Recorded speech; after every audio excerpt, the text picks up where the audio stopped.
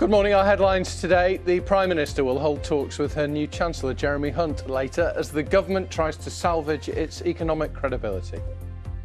It comes as the Governor of the Bank of England, Andrew Bailey, warns that interest rates may need to rise by more than previously expected. The Manchester United forward Mason Greenwood is charged with attempted rape, controlling and coercive behaviour and assault. Good morning. The dream start for England at the Rugby League World Cup. They opened the tournament with a thumping 10-try win over Samoa at St James's Park in Newcastle. They became a symbol of a nation's grief and gratitude after the Queen's death, and now hundreds of Paddingtons left in London's parks will be donated to charity. So let's have a look at what the papers are saying this morning. You can probably guess what many of them are leading on. The Sunday Times has a collage of Jeremy Hunt pictures and a lead story which says the new Chancellor has taken full control by delaying Liz Truss's flagship 1p cut to income tax by a year. Yeah, that photo was taken as he came out of Broadcasting House yesterday morning, where he did BBC interviews, including breakfast, of course, yesterday morning. The Sunday Mirror says that Conservatives are rattled and they want Big Ben, by which the paper means the Defence Secretary, Ben Wallace, to replace Liz Truss as Prime Minister, with Rishi Sunak back in the role of Chancellor. In the Sunday People, there's a warning that 1 million workers may stage a walkout in a bid to get better pay. It follows recent strike action by rail workers, dockers and barristers. And the Sunday Telegraph reports that the former Prime Minister, Sir John Major, thinks that Netflix's drama The Crown is malicious fiction and a barrel load of nonsense. His comments come amid fears that the forthcoming series could damage King Charles's reputation.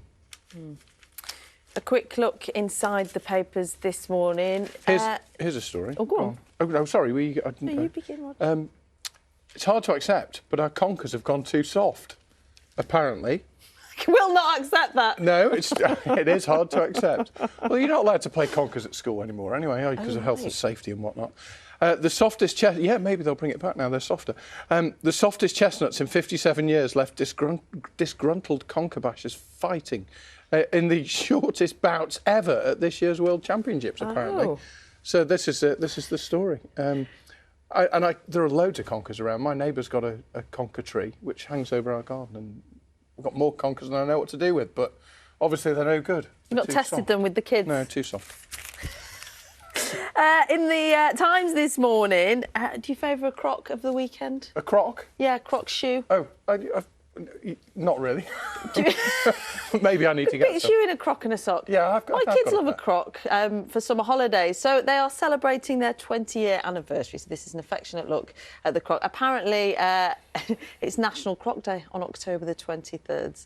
Made from a closed-cell resin called Crosslight, and they cost about 40 quid for a classic pair. Wow. But they have gone high fashion. Look at these variants Very of them. stylish. I'm more of a fan of a slider, Rog. I can picture you in a slider. Yeah, I'd look good in a pair of sliders. Just a really quick mention, because we're going to talk about last night, Strictly. This is inside the Sunday Express today, talking about Ellie Simmonds, who is just fantastic. And really is, like all the competitors, just throwing herself and the smile on her face and the joy of the competition, but is being trolled on social media. Yeah, Ellie, as people know, has dwarfism. Fantastic Paralympian, great dancer as well. And why? Why? She's great, and she says she's not going to be put off by anyone being unkind to her. Well, she's got a real determination, but she's just a really good dancer. She is, a lot better than I could have, isn't it? Yeah. You start. Shall I? Yes. We're going to carry on talking about Strictly, because if social media was anything to go by, never mind the trolls, this was the standout moment from last night's Strictly Come Dancing. There we go. It's Hamza and Yavita there. Salsa nabbed the highest score so far, a whopping 39 points. So Wow. close to that golden Oh, look at 40. that. Ah! We should practice my that word. later, Roger, you and me, shall we? That's proper. I'll spin you in the air. Yeah, I was going to say.